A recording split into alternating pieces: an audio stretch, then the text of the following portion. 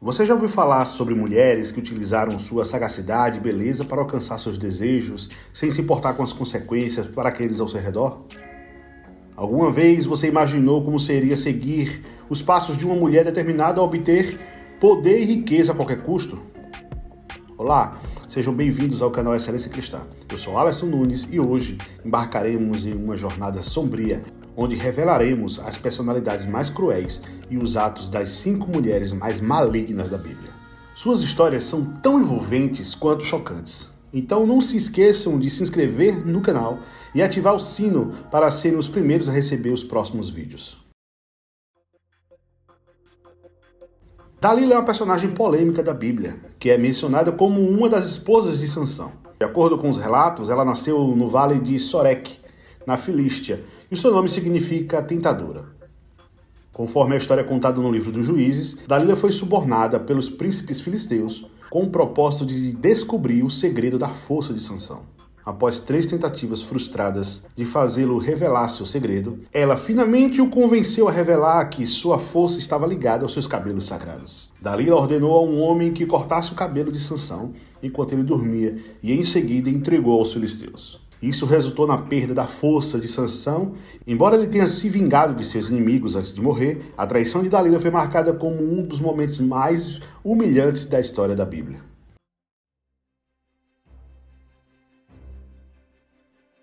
Agora, vamos falar sobre a segunda mulher, a esposa de Potifar. A Bíblia não fornece muitas informações sobre ela, nem mesmo menciona seu nome no texto sagrado. No entanto, mesmo sendo brevemente mencionada, a esposa de Potifar é retratada como uma mulher adúltera, mentirosa, lasciva e desrespeitosa com seu próprio marido. A Bíblia relata que quando José, um dos filhos de Jacó, foi vendido por seus irmãos e levado ao Egito, ele foi comprado por um oficial de Faraó chamado Potifar. Deus abençoou José e Potifar o colocou como administrador de toda a sua casa, que prosperou notavelmente sob os cuidados do jovem. No entanto, a esposa de Potifar sentiu-se atraída por José e o convidou para se deitar com ela. José, sendo temente a Deus e fiel ao seu patrão e amigo, recusou o assédio. A mulher continuou assediando-o, até que um dia, aproveitando-se das circunstâncias, ela agarrou José pela roupa e tentou forçá-lo a ter relações com ela. O jovem resistiu, conseguiu se livrar e fugiu, deixando o manto para trás. Querendo se vingar por ter sido rejeitada, a esposa de Potifar mentiu e, apresentando o manto como prova,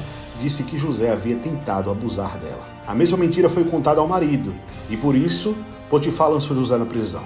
A história da mulher de Potifar é frequentemente vista como um exemplo de tentação e fidelidade, elogiando a fidelidade de José a Deus e sua integridade, enquanto a mulher de Potifar é retratada como uma mulher maldosa que tentou corromper a virtude do jovem José.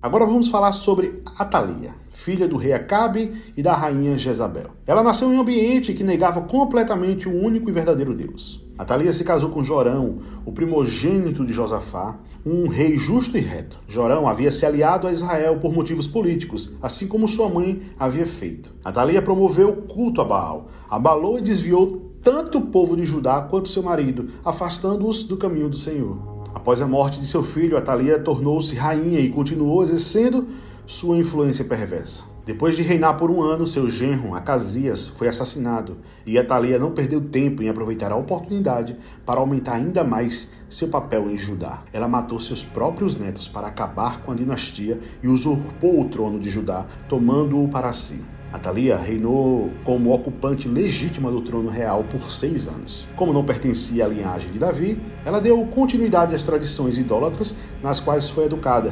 Durante seu reinado, o templo foi saqueado. Essa rainha, descendente da família de Acabe, serve como um lembrete grave da crescente influência do mal que pode agir no coração de alguém que decide seguir seu próprio caminho e rejeitar apegar-se aos caminhos do Senhor. Essa atitude fez com que Atalia fosse odiada pelo povo e pelos sacerdotes. Por alguns anos, antes disso, o profeta Elias e Eliseu já anunciavam o fim da casa real de Acabe. Agora vamos falar sobre Herodias. Ela era filha de Aristóbulo e Berenice e neta de Herodes o Grande. Ela é mencionada na Bíblia como uma mulher perversa e vingativa. Herodias desejou, planejou e desempenhou um papel decisivo na morte do profeta João Batista. Herodias era casada com um dos seus tios, Herodes Filipe, No entanto, um dia, ao receber em sua casa o irmão dele, outro tio, Herodes Antipas, ela abandonou seu marido e fugiu com ele.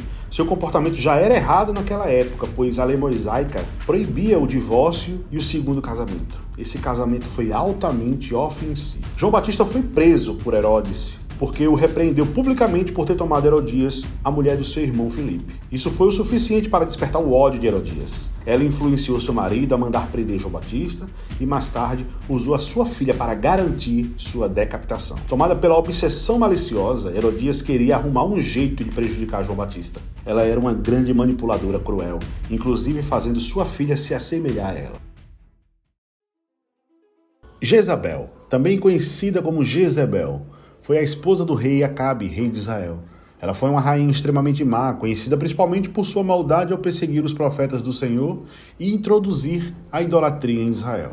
Jezabel era uma princesa, filha do rei de Sidom, e ela convenceu seu marido a adorar o deus Baal, sendo responsável por promover o culto aos deuses pagãos em Israel. Ela sustentava 850 profetas que realizavam rituais detestáveis, provocando a ira de Deus. Jezabel tinha uma personalidade forte e dominante, além de ser impulsiva e violenta. Sua principal exigência era que seu Deus tivesse os mesmos direitos do Deus de Israel perante o povo.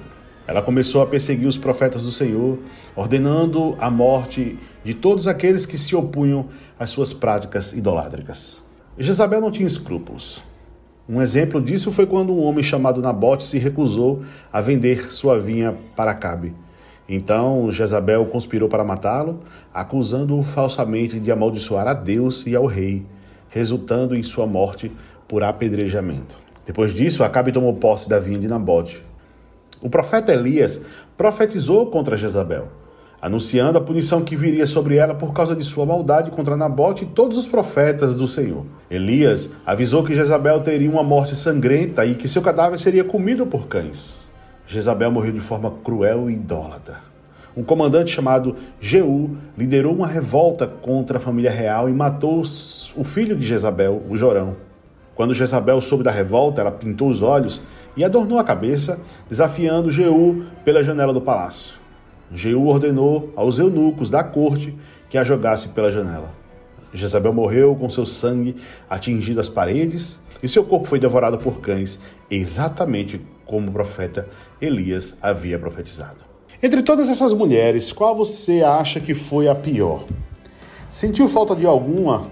Digita aqui abaixo nos comentários. Não se esqueça também de deixar o seu like e se inscrever no nosso canal, ele está apenas no começo. E se você quiser mergulhar ainda mais nas Escrituras Sagradas e aprender a interpretar toda a Bíblia de maneira simples e prática, inclusive a pregar e a ensinar, clique no link que está aqui embaixo na descrição e também no comentário, para obter um entendimento ainda mais profundo da Palavra de Deus. Deus te abençoe!